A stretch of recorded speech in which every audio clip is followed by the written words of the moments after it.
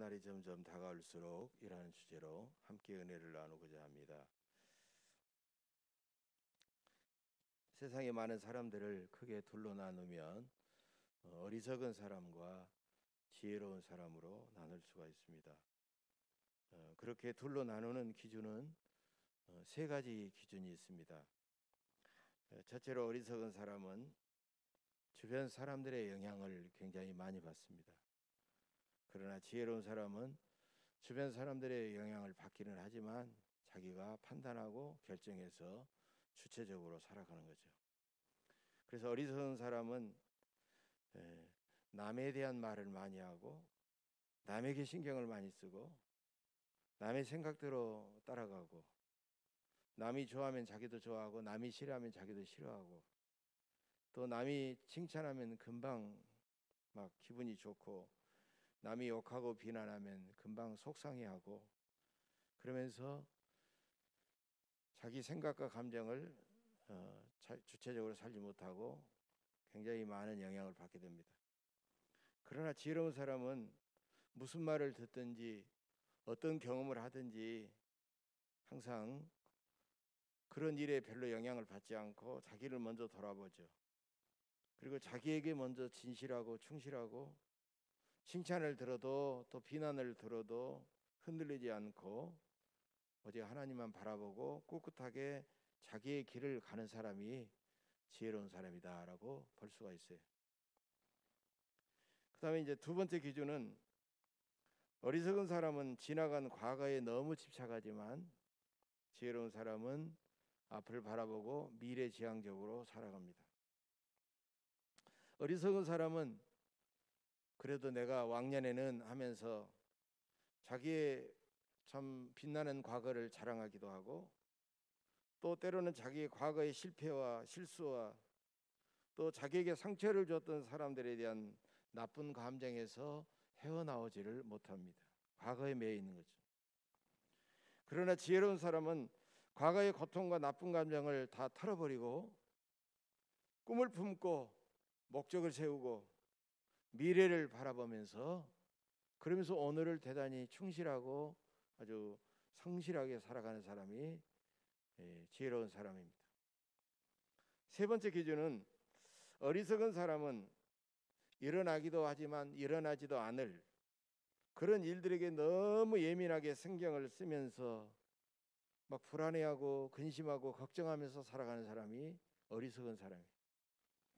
그러나 지혜로운 사람은 반드시 일어나는 일, 또 충분히 예측할 수 있는 그런 일들을 지금 미리 다 준비하면서 살아가는 사람이 지혜로운 사람이다라는 것입니다. 우리는 지금 12월 중순 주님의 오심을 기다리는 대림절을 살아가고 있습니다.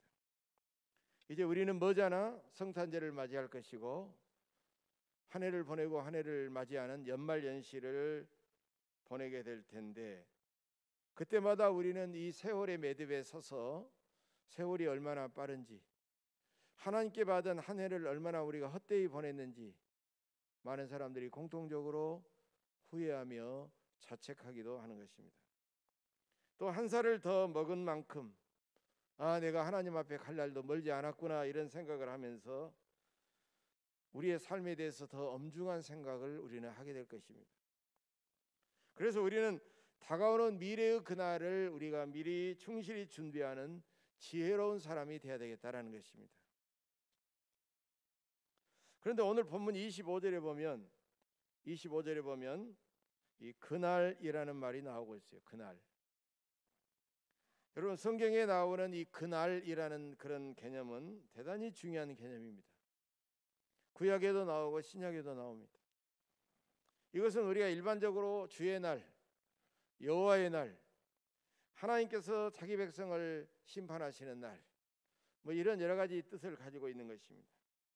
구약의 선지자들은 범죄한 이스라엘 백성들에게 하나님께서 심판하시는 그날은 반드시 다가오기 때문에 너희는 반드시 하나님 앞에 회개하라 이렇게 선포하셨어요.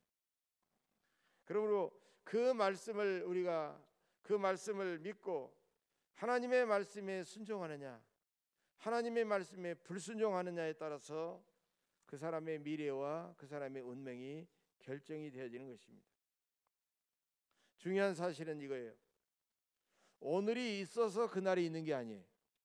오늘이 있어서 그날이 있는 것이 아니라 그날이 있어서 오늘이 있다는 것입니다. 우리가 얼른 이 말을 들으면 무슨 말인가라고 생각하지만, 예를 들면 항구에 있는 배가 갑자기 목적지도 없이 출항해서 어떤 항구에 막연하게 도착하겠지라고 생각하는 막연한 그날이 아니라 분명한 목적지를 정하고 그 다음에 거기까지 가는데 얼마만큼의 시간이 걸릴까라고 생각해서 목적지도 정하고 도착할 날도 미리 예측해서 그래서 출항해 가지고 정확하게 도착하는 분명한 그날을 의미한다는 거예요. 그래서 그날이 있기 때문에 오늘이 있는 것이지, 오늘이 있기 때문에 그냥 있는 것이 아니라는 겁니다. 그날은 사람이 정할 수가 없어요. 여기서 우리가 생각하는 그날은 사람이 정할 수가 없고 하나님께서 정하시는 알파와 오메가, 시작과 끝의 마지막 그날이라는 것입니다. 사람들은 그 알파와 오메가, 시작과 끝의 중간 지점을 우리는 살아가고 있어요. 그렇지 않습니까? 역사도 시작이 되었고 우리의 삶도 출생과 죽음이라는 그 살을 우리는 살아가고 있는 것입니다. 그래서 우리는 지금 현재라는 시간의 차원을 우리는 살아가고 있는 거예요. 그 모든 것들은 하나님의 섭리와 뜻 안에서 신비하게 감춰져 있다가 마지막 그날 그 지점, 우리가 이것을 오메가 포인트라는 말을 썼는데, 오메가 포인트라는 마지막 그날의 모든 것이 다 드러나고 마는 것입니다. 다 드러나고 마는 것이. 우리 예수님은 그날을 천국의 때로 보셨어요. 그래서 예수님은 공생애를 시작하시면서 첫 번째 설교가 회개하라, 천국이 가까이 왔느니라, 이렇게 선포하셨어요. 또 주님께서는 수많은 비유들을 말씀하셨는데 그 비유들을 보면은 천국은 마치 하면서 여러 가지 비유를 말씀하셨어요. 그것은 바로 천국의 어떤 그런 형식과 내용과 모든 것을 그 비유를 통해서 다 담고자 했던 것입니다. 그때까지 이 세상에는 빛과 어둠, 의와 불이, 선과 악이 공존하면서 때로는 의롭고 선한 사람이 보상을 받기도 하지만 때로는 억울하게 고난을 당하기도 하고 때로는 불의한 악인이 심판을 받기는커녕 형통하고 잘 되는 모습을 보이는 것입니다. 그러나 성경에서는 그렇게 말하는 거예요. 그날이 되기까지는 이 땅에서 그런 일이 벌어진다. 악인의 형통함을 너희들은 부러워하거나 시기하거나 불평하지 말라. 참고 기다리면 하나님께서 심판하시는 그날은 반드시 온다. 이렇게 강조했던 것입니다. 그래서 그날은 구원받는 사람들에게는 영원한 생명을 얻고 하늘의 상급과 영광을 차지하는 날이지만 불의한 악인들에게는 처절하게 심판을 받는 그날이라는 거예요. 그때까지 알곡과 가라지, 양과 염소, 의인들과 악인들은 함께 이 땅에 살아가고 있지만 악인들의 그 교만과 거짓과 불의는 만천하에 다 드러날 수밖에 없다는 것입니다. 그날이 점점 우리에게 다가오고 있습니다. 그래서 우리는 종말론적인 믿음을 갖고 새로운 영적인 가치와 윤리에 대해 전혀 새로운 윤리와 새로운 삶의 태도로 우리는 영적으로 무정하고 살아야 됩니다. 또한 많은 성도들이 코로나19라는 그런 어려운 사태로 비대면 예배를 각자 드려왔고 극히 제한된 소그룹 모임을 가져왔고 그러다 보니까 편의주의, 물질주의, 향락주의, 세속주의 이런 것에 매몰되어 가지고 신앙생활에 엄청난 위기를 현재 겪고 있습니다. 이렇게 참으로 엄혹한 이때 우리는 오늘 본문 말씀을 통해서 우리의 신앙의 본질적인 가치를 깨닫고 우리는 이것을 굳게 지키는 그런 사람들이 되어야 됩니다. 크게 세 가지를 들 수가 있습니다. 첫째로 우리는 분명한 구원의 확신을 가지고 살아야 된다는 것입니다. 히브리서를 기록했던 그 당시의 교회는 두 가지 큰 위기를 만났습니다. 첫 번째 위기는 로마 제국의 극심한 박해였습니다. 또 다른 하나는 기독교 구원론에 대한 유대교의 율법의 강요였어요. 율법의 준수 강요였어요. 그래서 유대교 지도자들은 사람이 구원을 받으려면 십자가 은혜의 복음만으로는 여전히 부족하기 때문에 할례도 받아야 되고 반드시 율법도 지켜야 된다라고 주장했고, 심지어 히브리서 오늘 10장입니다만 9장을 보면 제물에 피를 뿌리는 정결 예식까지 주장하고 있었다는 것입니다. 히브리서 기자는 그것에 대해서 오늘 본문 22절 23절에서 이렇게 말하고 있어요. 우리가 마음의 뿌림을 받아 악한 양심으로부터 벗어나고 몸은 맑은 물로 씻음을 받았으니 참 마음과 온전한 믿음으로 하나님께 나아가자. 또 약속하신 이는 미쁘시니 우리가 믿는 도리의 소망을 움직이지 말고 굳게 잡고, 이렇게 강조하고 있어요. 여러분, 우리가 믿는 도리의 소망이라는 것이 뭐겠어요? 우리가 믿는 도리의 소망, 그것은 19절에 이미 나오듯이 예수님의 피를 힘입어 성소에 들어갈 담력을 얻는 것이다 라는 거예요. 예수님이 십자가에서 흘리신 보혈로 우리 앞에 열어놓으신 새롭고 산 길이다 라는 것이, 바로 이것이 우리 믿는 도리의 소망이라는 것입니다. 그것을 믿는 사람들에게는 분명한 구원의 소망과 확신이 있다라는 거예요. 그러므로 우리가 본문 23절의 뜻을 이렇게 해석할 수 있어요. 우리를 위해 피 흘리신 예수를 믿으면 우리가 구원을 받는다는 하나님의 분명한 약속을 우리가 굳게 믿고 이것을 소망으로 붙잡고 살아가자라는 그런 뜻입니다. 여러분, 두 사람이 육지에서 1000km 떨어진 작은 바위섬에 두 사람이 서 있어요. 저 태평양 한가운데, 육지로부터 1000km 떨어진 태평양 바다 한가운데 두 사람이 있어요.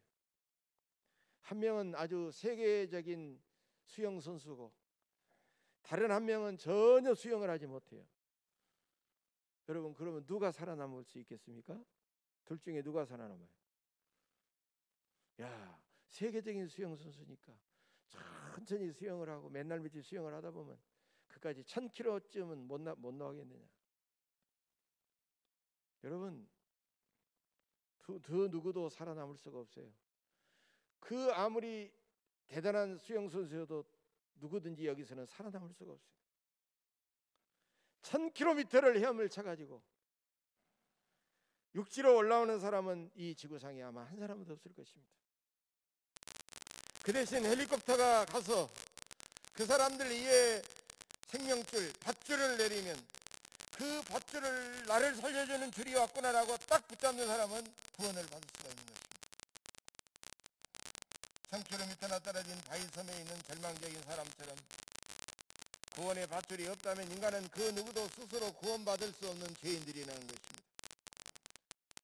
그런데 그 구원의 밧줄은 예수 그리스도의 십자가 보혈의 은혜입니다. 사람은 아무리 의롭고 지식이 많고 재물이 많고 능력이 많아도 자기 스스로를 구원할 수 있는 능력은 없고, 구원의 영원한 밧줄이신 예수님을 굳게 붙잡고 예수님을 믿고 영접해야만이 그 사람이 비로소 구원을 얻을 수 있다는 것입니다. 여러분, 신앙생활을 오래 하신 교우들, 심지어는 어떤 권사님들도 그래요. 나는 지은 죄가 많아서 구원받을 자격이 없고, 지금보다 내가 하나님 앞에 더 의롭고 선하게 살아야 나는 구원받을 수 있어. 여러분, 그러나 우리는 의롭고 선하기 때문에 그걸 보고 하나님이 우리를 구원해 주신 것이 아니라는 거예요. 우리는 죄인이지만 예수님의 십자가 은혜를 믿고 예수님을 나의 구주로 영접했기 때문에 우리는 구원받은 거예요. 그리고 구원받았기 때문에 그 은혜에 너무나도 감사해서 우리는 하나님 앞에 늘 날마다 감사해서 더 의롭고 더 선하고 더 우리는 하나님 앞에 아름답게 살아가는 것입니다. 그러므로 여러분은 이런 어려운 때일수록 분명한 구원의 확신을 갖고 소망을 갖고 늘 범사에 감사하며 살아가시기를 간절히 바랍니다. 두 번째로 24절의 말씀처럼 우리는 서로 돌아보아 사랑과 선행을 격려해야 합니다. 내가 하나님 앞에 예수를 믿어서 구원받아서 나는 이제 구원받았으니까 나는 할 일 다 했다, 끝, 이게 아니라는 거예요. 우리 주변에는 열심히 신앙생활하다가 신앙을 잃어버린 그런 사람들을 보면서 그 이유를 가만히 보면 서로 돌아보아 사랑과 선행을 격려해 주는 사람들이 별로 없었기 때문에 그들은 외로움을 느끼고 그들은 정말 삶의 어떤 사랑의 갈증을 느끼다가 섬섬 교회에서 떨어져 나가는 것입니다. 신앙생활하다가 시험이 올 때 주변 사람들의 사랑과 격려는 엄청난 힘이 됩니다. 초대교회 성도들도 그들은 로마로부터 가혹한 박해를 받으면서도 끝까지 그들이 신앙을 지켜낼 수 있었던 것은 서로 끊임없이 돌보고 서로 사랑과 선행을 격려하면서 살았기 때문입니다. 미국에 가면 저 캘리포니아 주에는 어마어마한 국립공원들이 있는데요, 레드우드라는, 영어 한국말로 하면 레드우드면 빨간 나무라는 뜻이잖아요. 레드우드라는 참나무에 있는데 이 참나무의 수령이 어느 정도 되느냐, 2000년이 넘는 나무들이 많습니다. 2000년 내지 3000년 되는 나무들이 많아요. 예수님이 이 땅에 오시기 이전에 심어진 나무들이니까요. 수령이 그렇게 되는 나무들이에요. 어마어마한 나무들. 높이는요 100여 미터가 넘고 둘레도요 10m가 훨씬 넘는 나무들이 쫙쫙 뻗어 있습니다. 이렇게 거대한 나무들이 그 엄청난 바람과 태풍과 지진과 많은 것을 겪었음에도 불구하고 오랫동안 왜 저렇게 꼿꼿하게 서 있는가, 넘어지지 않았는가, 그것을 연구했어요. 그런데 그 속에 땅을 보고 파볼 수는 없고 여러 가지 기계를 통해서 조사를 했는데 뿌리를 보면서 그 이유를 알았던 것입니다. 그 거대한 참나무는 뿌리를 땅속에 박을수록 계속 깊이 박고, 깊이 땅속으로 내려가서 박는 것이 아니라 옆으로도 박고, 그래서 다른 나무들과 뿌리가 강력하게 이렇게 실타래처럼 얽혀 있는 것입니다. 어마어마한 힘으로 엉켜 있는 거예요. 그렇기 때문에 수천 년 동안 강력한 바람과 폭우와 폭설과 지진도 그들은 이겨낼 수 있었다라는 것입니다.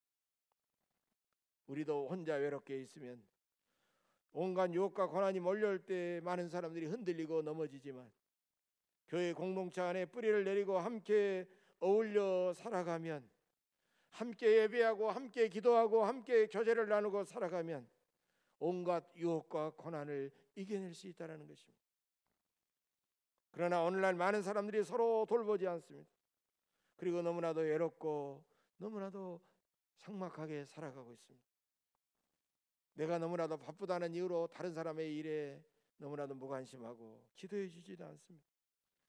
남을 따뜻하게 섬기고 돌보기는커녕 그 사람들을 경쟁 상대로 그렇게 여겨버립니다.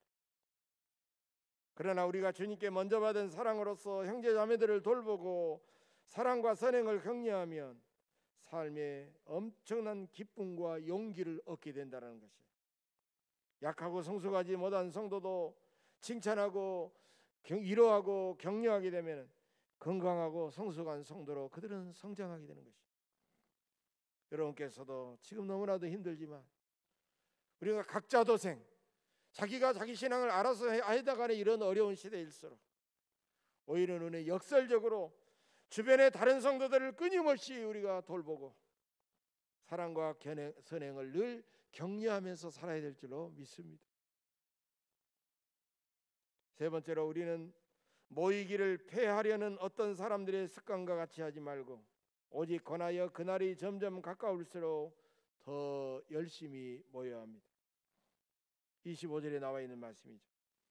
초대교회 성도들은 로마 제국의 극심한 박해와 그 유대교 지도자들의 관계 속에서도 그들은 흩어지지 않고 꾸준히 그들은 가정에서 모이면 발각될 수밖에 없기 때문에 지하 공동묘지 카타콤이라는 지하 공동묘지에서 열심히 모여서 예배하고 기도하고 격려하면서 그들은 배교의 위험을 이겨내고 그 박해를 견뎌냈던 것입니다. 여러분, 사탄은요 성도들의 모임 그 자체에 엄청난 능력이 있다는 것을 알기 때문에 어떻게 하든지 그들을 흩어버리고 어떻게 하든지 그들을 모이지 못하도록 계속해서 방해하고 있는 것입니다.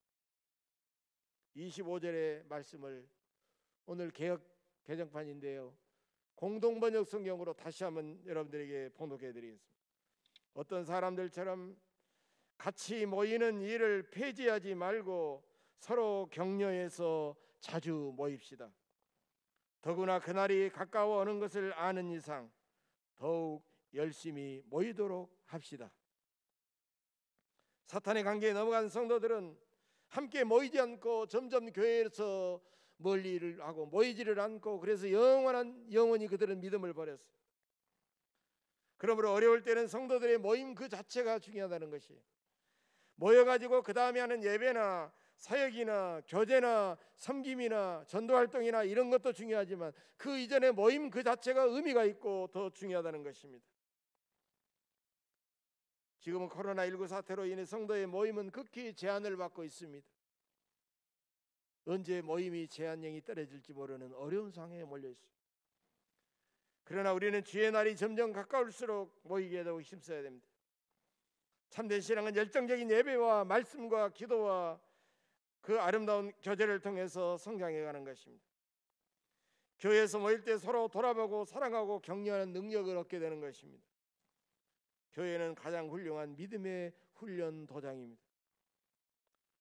우리 자녀들 놀아도 교회에서 놀고, 공부해도 교회에서 공부하고, 우리가 예배에서 교회에 모여서도 자기들이 예배하고, 그렇게 자꾸 교회에 모여서 모든 일을 하는 그런 아이들, 그런 사람들은요, 잘못되는 사람이 하나도 없어요. 잘못되는 아이가 하나도 없어요. 우리 교회 성도들은 오히려 이런 어려운 시대에 역설적으로 교회도 모이고 가정에도 모이고 이것저것을 중심으로 모이고, 오전에도 새벽에도 우리가 밤에도 열심히 모이면 찬송과 기도와 예배와 친교의 소리는 점점 커질 수밖에 없고, 은혜와 사랑과 기쁨과 생명력이 점점 넘치는 교회가 되면서 우리 교회는 더 성령 안에 든든히 세워져 가고 부흥하며 성장하게 될 줄로 믿습니다. 노변 정담이라는 말이 있죠. 노변 정담. 난로나 화롯가에 둘러앉아서 서로 얼굴을 바라보면서 나누는 따뜻한 이야기, 이게 바로 노변 정담입니다.